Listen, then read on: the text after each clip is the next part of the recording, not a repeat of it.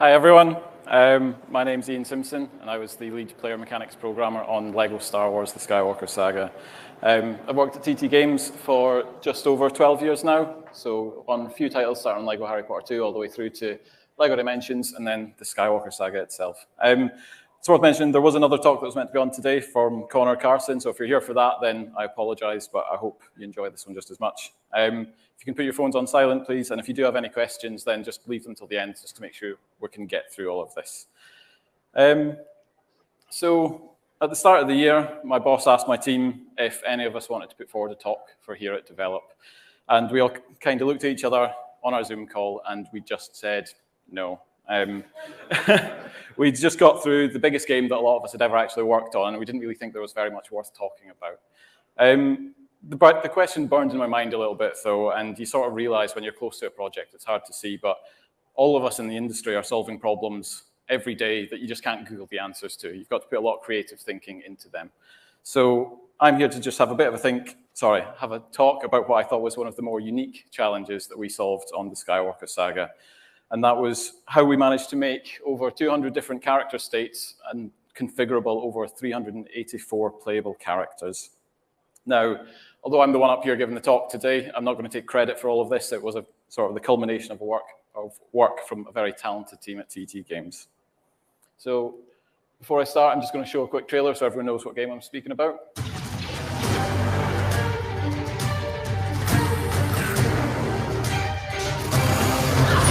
Impressive. Most impressive.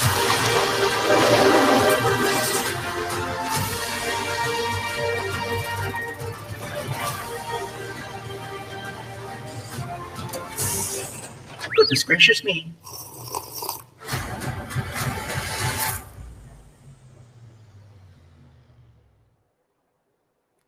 Looks quite good.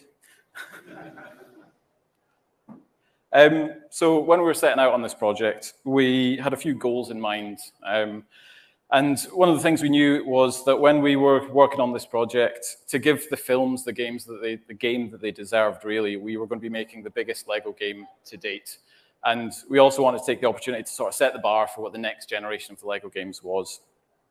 We still wanted to keep the core identity of what we felt the Lego games were, and one of the things of that was letting people play as their favorite characters from the franchise and being able to do all the cool things that they wanted to be able to do with those characters as well. So that just meant a lot of playable characters and a lot of things, sort of interactions and mechanics in the game to be able to do. Now, to be able to do this, we made the decision early on to do this on our own in-house engine that was being developed at the time. We just didn't think that our current tech could actually do what we were aiming for here. And we also just didn't want to port over the old gameplay layer of code onto the new engine. There was a lot of baggage involved with that, and we just didn't think we were going to be able to hit the quality bar that we wanted if we did that instead.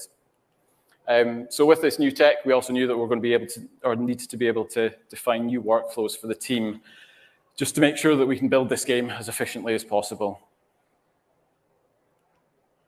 So a little bit of perspective here. So if you just have a bit of a think about some of the other large story-driven games that you've played or you've worked on recently, and have a think about how many characters you can play as in those games, and how many things you can actually do with those characters. And a lot of the time, it's probably just one or a very small number of playable characters. And then if you sit down and really scrutinize the things that you can do, it's maybe 60 to 80 things. This varies an awful lot, so don't quote me on any of this. But when you're making a game like that, you can and probably should approach things very differently to how we did it on the Skywalker Saga. So as I said, on the Skywalker Saga, we had over 384 characters with over 200 different states. And I'm not saying this just to try to make out that this game was harder to make or it was better than these other games, just that it was a different challenge that we were facing working on this.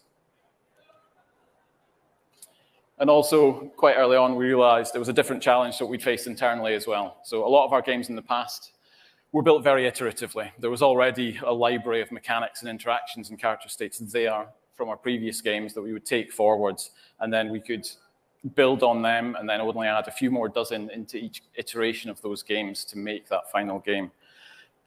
So again, I'm not saying that making these games was easy, but it was just a different challenge to what we faced than what we faced this time. So the main parts that I'm going to be discussing today are the character state machine and how we built that, then how we streamlined getting the characters to actually interact with the environment around them, and finally the data structure and the workflow as to how we set all of this up. So the first thing we're going to do is talk about the character state machine.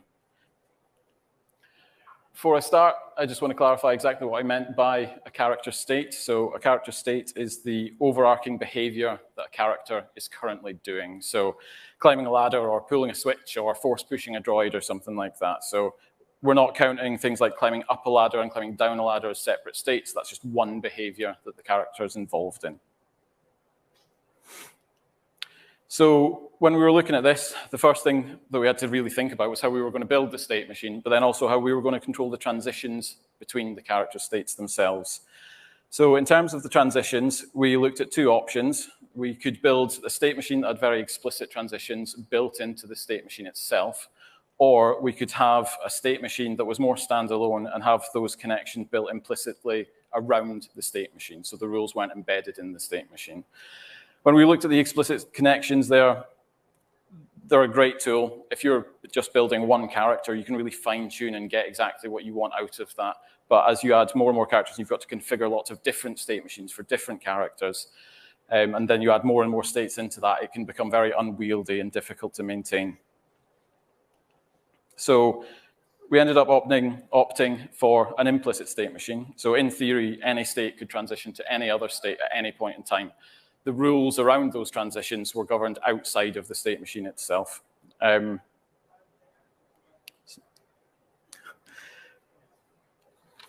is also worth noting that this is how we built our games in the past. So it was a pattern that we were comfortable with and we knew that we could actually do. We just wanted to make sure and check ourselves before we went and spent a few years developing this project.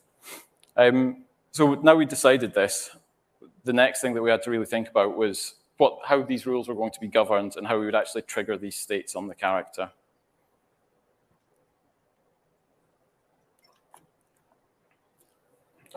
So on screen, sorry for the code, this is a simplified example of how we would have triggered states on our characters in our previous engines. So you would see some input come in. It would make some decision based on the settings on the character, and then it would set the exact state that you wanted the character to be in. And this was great, but as things evolved and we added more and more behaviors into the games, then these bits of code started to become unwieldy, and it was a little bit rubbish that you had one bit of code that had to know about all these different states that the characters could actually be in at any one time. So this was something that we wanted to really have a bit of a step back and think about as well. So we flipped things around a little bit. So the state itself would register for a specific trigger. So in this case, the trigger was a secondary jump input. And this is what would decide whether or not you do the double jump or a combat roll when you press that jump button again when you're in the air. So you can see that it was the same trigger was registered for both of these states. And then the decision about which state actually triggered just came down to which state was on the character. So adding new states was just a case of adding the states to the characters in data. They didn't need hooked in anywhere else if there was an existing trigger that they could already use. And even if there wasn't an existing trigger, it was relatively easy to add a new trigger in for that as well. So it is worth noting that when I'm speaking about these triggers, these were the only way to set these states and trigger these states on the characters. So the AI, the scripts, trigger volumes, everything like that in the game also used this same trigger mechanism to set these states. So using the triggers in this way also lets us build a way to easily filter what states were and were not allowed on the character at any given time. So we did this by filtering the triggers instead of the actual states. And this is what that looked like. So a typical pattern, oh, sorry, I've missed. So before a trigger was allowed to trigger a transition, it had to pass through our filter. So any system was allowed to add lists of allowed or lists of disallowed triggers into this filter. And because the triggers were decoupled from the state, we could build a set of common filters that could be reused across different characters, even though their composition of the states that they actually used under the hood were completely different. So a typical pattern was for a state to insert a list of triggers into the filters when it started the state.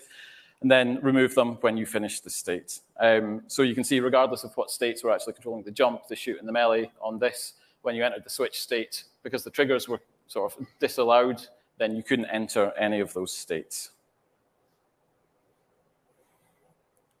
So we knew how the connections worked. Now we actually had to have a bit of a think about how we were going to build the states themselves. So the main thing we were wanting to look at here was how to really encourage code reuse between these states.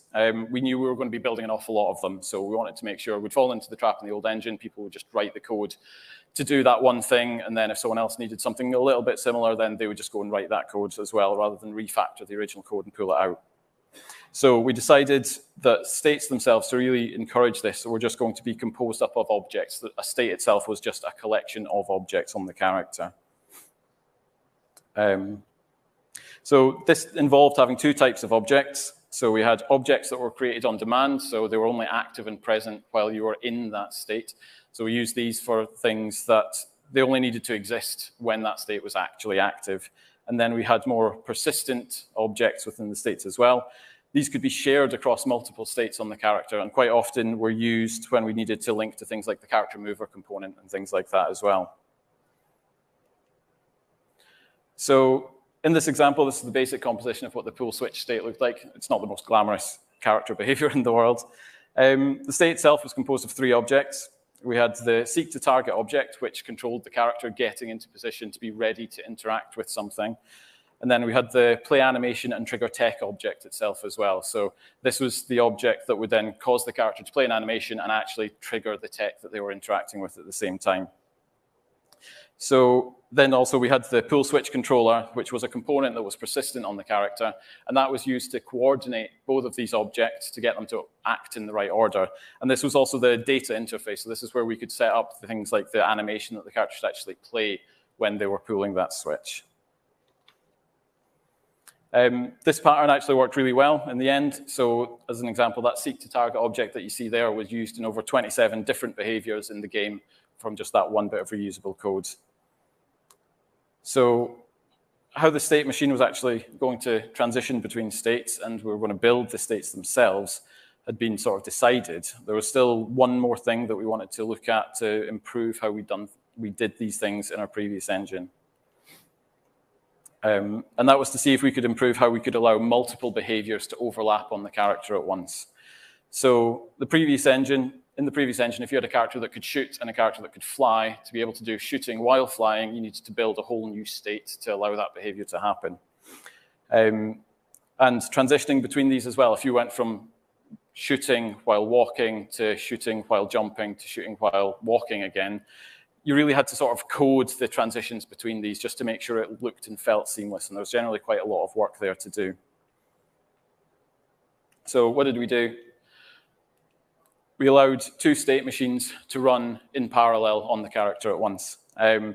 One was the movement lane and one was the doing lane. So the movement lane handled all the sort of what you'd expect, the movement states and behaviors of the character, like running, jumping, things like that. And then the doing lane was more for the interactions and then the actions like shooting as well. So separating out like this actually fed really nicely into keeping a very simple animation blend tree on the character as well. So the animation blend tree in the end on these characters only had two main input nodes. So we had one input node for the doing state to set the animation in, and then we had one input node for the movement state to set the animation in. And then we had some rules around how these actually blended together. So if you were stood completely still, then your doing animation could blend into the whole body. But then just as soon as you started moving, we would allow the movement state to, the movement animation to start to blend into the legs. So that just worked seamlessly.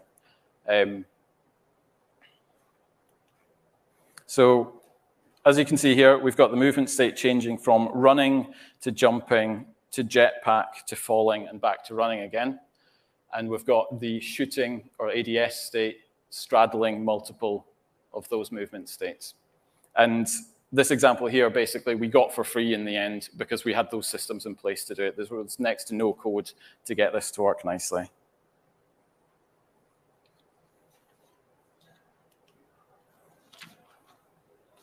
So the next thing to have a bit of a think about was how we could get these characters to interact with the environment around them.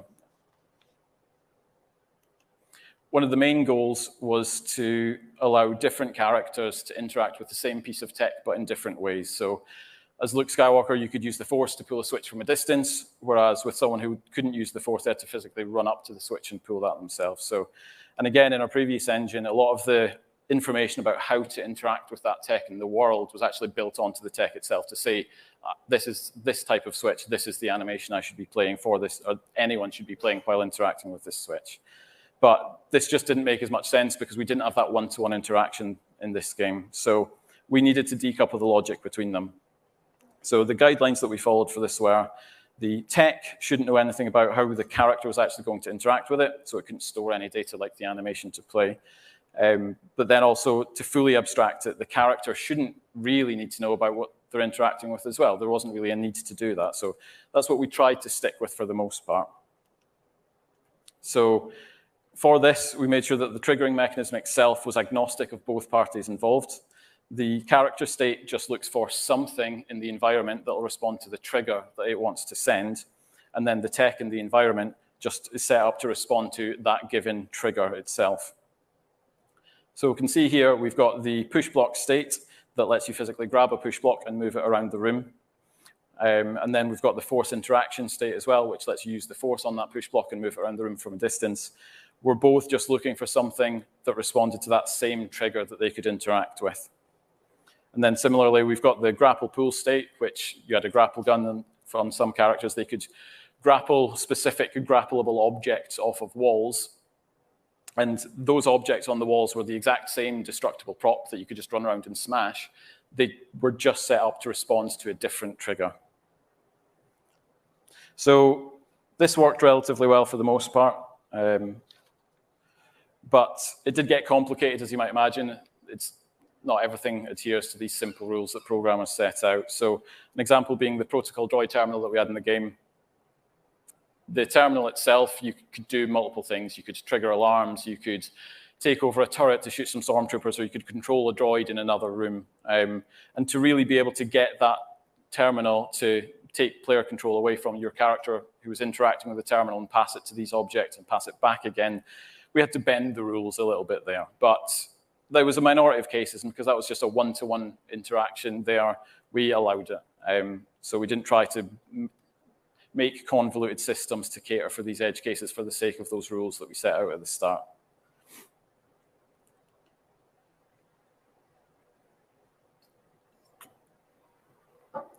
So the second part of the environmental interactions was also we didn't want to make sure that everyone would write their own logic to find these objects that they wanted to interact with as well. So because of these generic triggers that we'd come up with, this was actually relatively straightforward. Each state could create this interact data object that we had, and they just registered some basic search criteria like a radius around the character or a frustum based on the camera. And then it would also register the trigger that would actually trigger the state on the character, and then the trigger that it was looking for something in the environment to respond to. And then it registered this with the interact system component that was actually on the character. So the rough flow of how all of this worked when it was put together from when you press the button to actually interact with the tech was you press the button, it would run through a list of prioritized, what we called input triggers. These were the triggers that triggered the states themselves. This was just a nice way to make sure that the right thing happened and we could order them. It would then feed past this trigger off to the interact system on the character, and it would find if there was any of this interact data on the character that was set up to respond to this input trigger. And then it would search the environment around you to find out if there was any tech or anything that wanted to respond to the interact trigger that was also set up there. So if it did find something, it would cache the target of that, and then it would consume the input, and it would send that input trigger through to the character with the data about what target to actually interact with. And then that would trigger the appropriate state on the character, and then the state on the character would trigger the tech at the right point in time.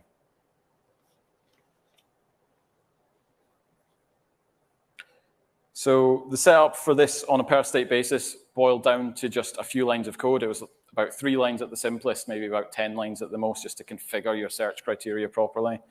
And we had more than 50 character states in the game that actually used this mechanism, so it was definitely worth the investment.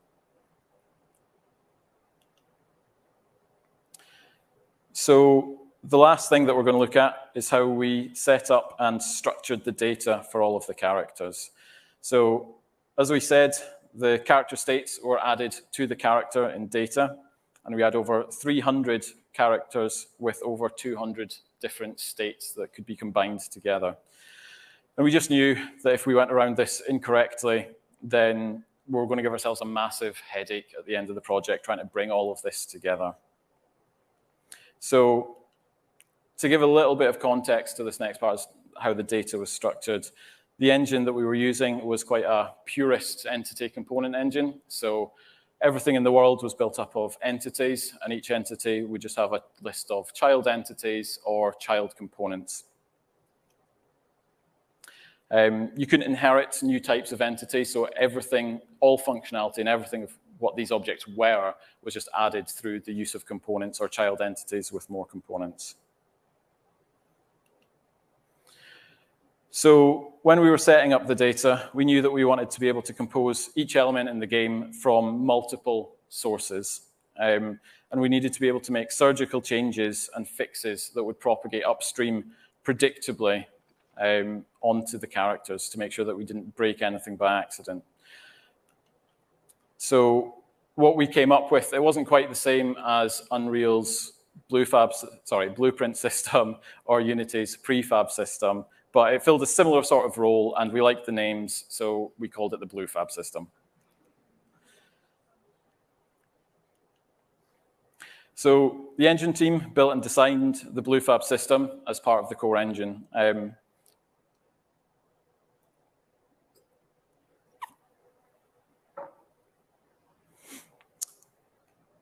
Sorry.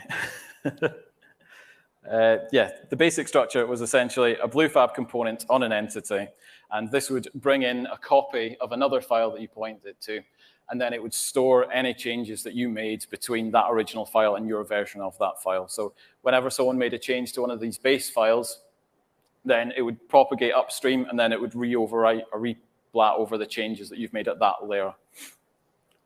So you can see here the file on the left brings in copies of 2 other files, and then one of those files in turn also brings in copies of 2 other files, and so on and so forth. And you could build up quite a large tree network here. So with this tech, we sat down and we discussed with the asset teams how best to set up the data in the game. So this is just a quick example of, well, it's an example of one of the characters that we had set up. So for setting up Luke Jedi in his black robe, this was just one of the variations of Luke who had the Jedi powers. Coming off that, that brought in essentially the character file for that character. So this was just all the rendering information, the mesh, the skeleton, the animations. And then again, that brought in for the shared minifig skeleton file, which all the other minifig characters actually used. And then again, that brought in some of the more gameplay-ish style functionality, so the weathering to make the characters look snowy or muddy depending on their environment, or setting up the hit locators that needed to know about the locators on the skeleton and things like that. So then on the other side of things, we brought in the Luke Jedi abilities that was shared by all the different variations of Luke that was a Jedi. And again, that came from the Jedi class abilities, which was shared by all the other Jedi in the game. And that was, again, made up of different suites of abilities, so the Force abilities, lightsaber abilities, and so on.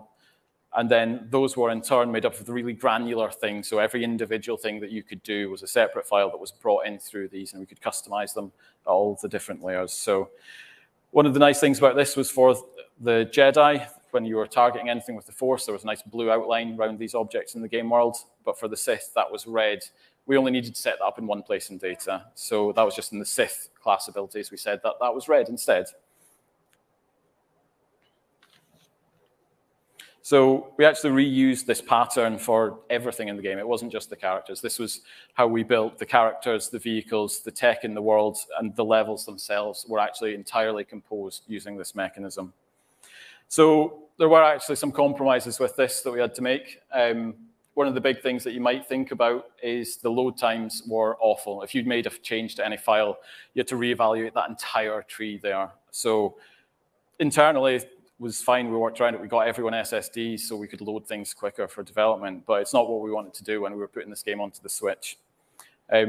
So to fix that, we baked this data. So the only file that ended up on disk in the end was that final file on the left, which is the Luke Jedi Black. None of those other files ended up on the disk. But again, there was an issue with that, and that's when it came to actually patching the game. If we made a change to any one of these low-level files, you could have to patch almost every single file in the game, which wasn't ideal. This was a compromise that we knew we were going to have to deal with. So when we went into submission, we set up some monitoring just to make sure monitor how big that patch actually was. And we got about 2 weeks into branching for submission before we had to patch every file in the game. There was just too many things that needed to be changed. Thankfully, it only ended up being about 2 gigabytes of data. So for the sake of the improved load times, it was definitely worth just that little bit bigger patch when we were doing this.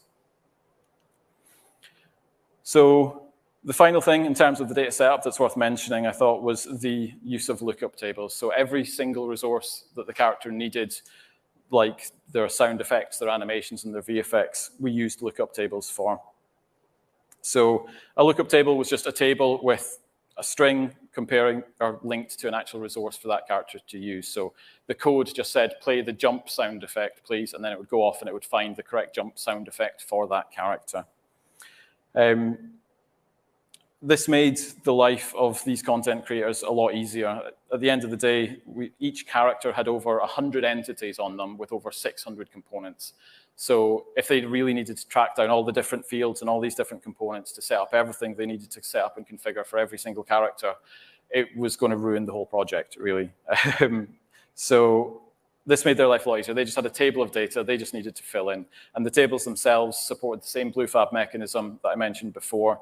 So they could just inherit the most sensible data table to use for that character and then make the edits and changes that they wanted to make. So I'll admit, at the start of the project, the only data table that we actually had set up was the animation data table, and that worked really well. And it was quite late on before we really cottoned on to this and started using it, especially for the VFX. I think that was one of the latest ones, and I think if we were doing it again, we'd make sure these were all in place right from the start, because retrofitting it in was a bit of a pain.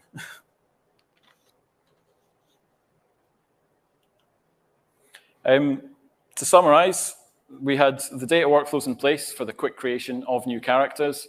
We could quickly add new states to the characters and get them into the right characters very easily by just choosing where we inserted them into the data. And we did manage to ship with over 200 character states and behaviors across 384 playable characters.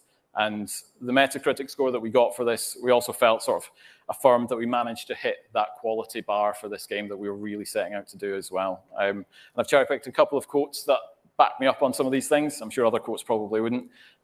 So Lego Star Wars, the Skywalker Saga, is a much more mechanically interesting game than the Lego games of the past. And there's an absolutely astonishingly large amount of things to do in the Skywalker Saga. To finish, I'm just going to show you a quick video showing just a selection of different things that you could actually do in the game.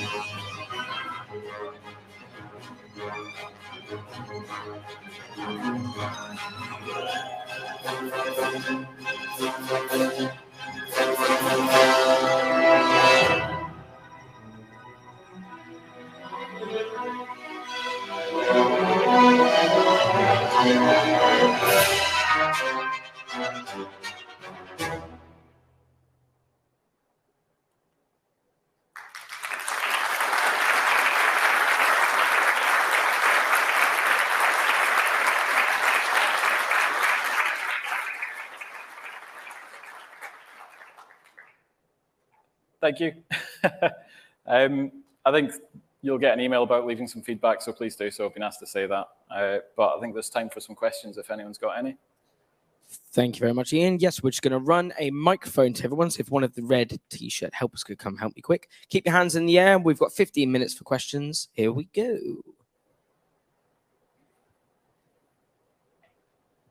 Hi. Thank you for the presentation. That was really, really interesting. When you were talking about your Blue Fab override system, I have two questions. One, how did that impact the performance of the iteration of content creation? Because you said that you flattened them down for production so that you wouldn't have to deal with evaluating the tree, but during content creation, you can't do that for your writers or for your content creators, level designers, everything. Besides giving them SSDs, how did you mitigate the problem of reevaluating that thing? So the issue there was the load times. If you were loading into a specific level or anything like that, and if anything within that tree was dirty, I had to reevaluate the whole thing. The SSDs actually fixed that essentially for the development team. We just made sure that everyone had a really chunky computer and a good SSD to be able to load that. The issue was more just when we shipped the game. People were running on switches off SD cards and things like that, and you just couldn't rely on them having good load times. And the workflows that had brought to the development of the game as well massively outweighed having to load a little bit longer and things like that as well. Cool. About patch sizes on the Switch, that your system might hit a bunch of all of the files at once. How did that work with the patch size limits for that Nintendo imposes on the Switch? So on the Switch, there is actually a patch size limit, and we managed to negotiate with them. There was some additional content came out within our first patch as well that helped with that negotiation to be able to do that. As I said, it ended up being 2 gigabytes of data. We definitely strayed away from patching textures and things that were actually the really meaty things. So we managed to keep it relatively sensible. I think it was about 2 gigabytes in the end. Cool. Thank you.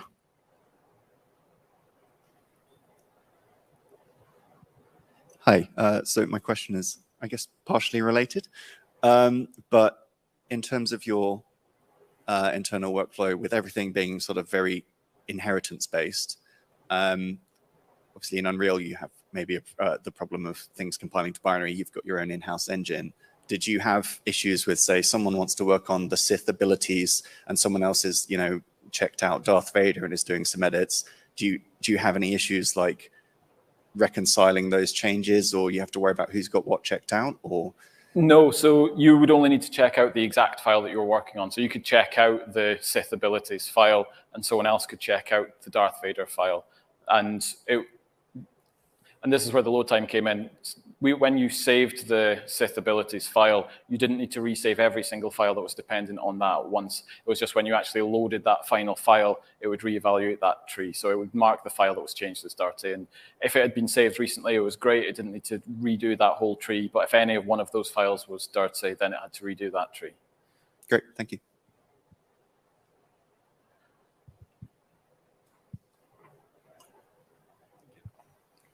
Hi, thanks for the presentation. It was really, really interesting. I have a question about, at the beginning of the presentation, you showed an animation where I think was Leia was pulling a lever.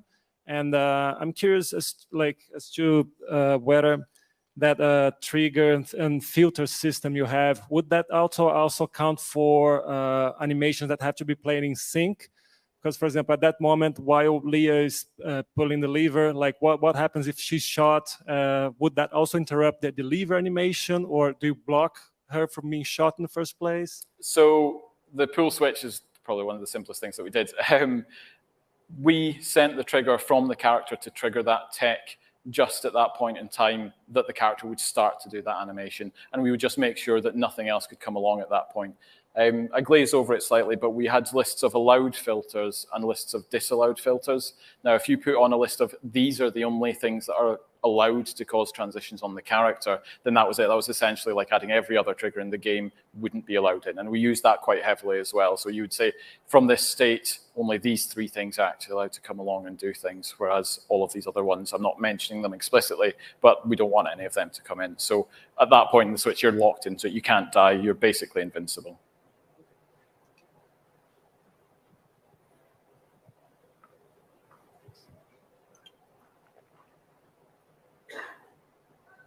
Hi. So a quick question on triggers. It's a little bit boring, but the first one is the underlying data structure of the trigger. Presumably they weren't strings. Were they an asset? Were they enums? Like, how did you model They that? were just a C++ object in code. So you could actually define your own data packet to pass along with these triggers. So you could put anything you wanted in there.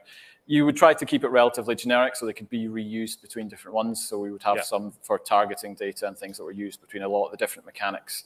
Like you could do shooting with a gun, you could do aiming with your lightsaber. They would pass the targeting data around and things as well. So yeah, they weren't data assets or anything. Okay.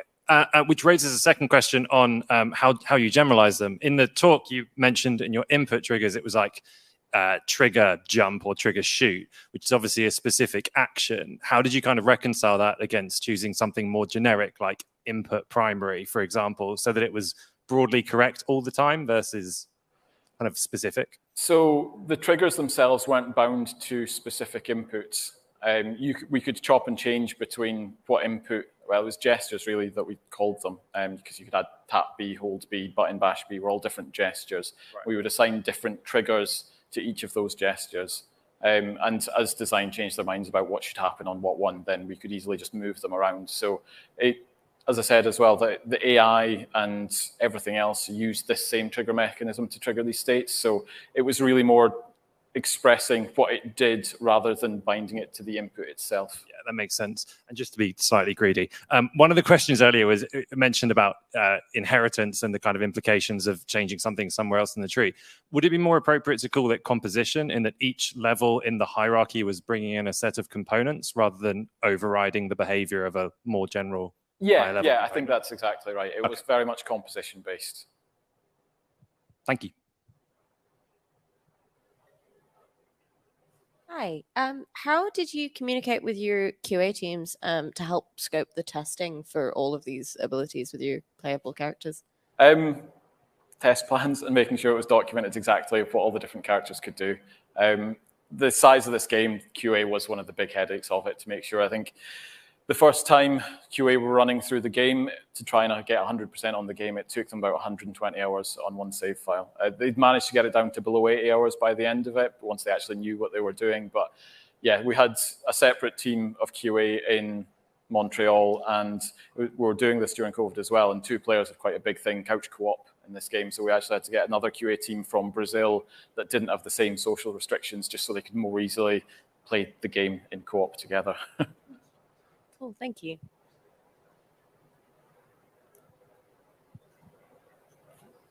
Any more questions?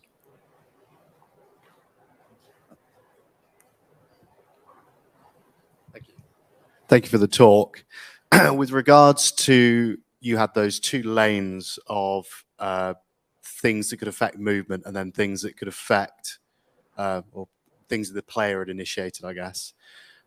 Is that kind of a hard limit in the engine, or have you given thought to including additional lanes for things that would add more visual effects, kind of like a poisoning or a lightning effect, things like that? There was no hard limit to that. We just defined that we wanted these 2 states to manage that. Extra things like poisoning and things, I mean, the closest thing we had to that was the hazardous gas areas. But when a character walked into that, they had to cough and splutter and physically back out of it. So that was a state in its own right. It wasn't like MMOs where you've got like damage over time effects and things like that that all need to stack and multiply nicely together. It's just not quite that type of game. Cool. Thank you very much.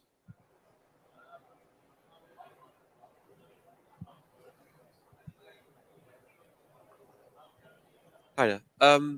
I was just curious about the process of like creating new workflows. So how did you kind of bridge the gap between having a strong design for the game and creating that amount of content? How did you manage to get designers to basically create all of these new states, or was it purely just paper design to code implementation?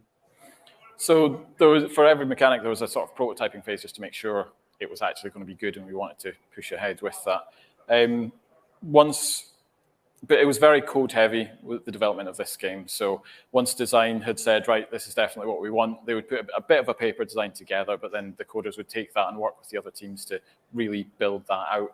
But then when it came to actually putting those mechanics onto the characters, we only had a small number of designers that needed to do this, because a lot of the time the coders would create those base files to say this is the lightsaber throwing ability, and they would even make some of the suites of abilities as well and help with the like class ability files.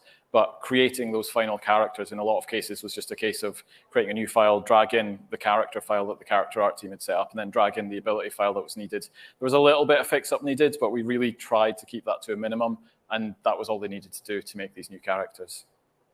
Cool, thank you.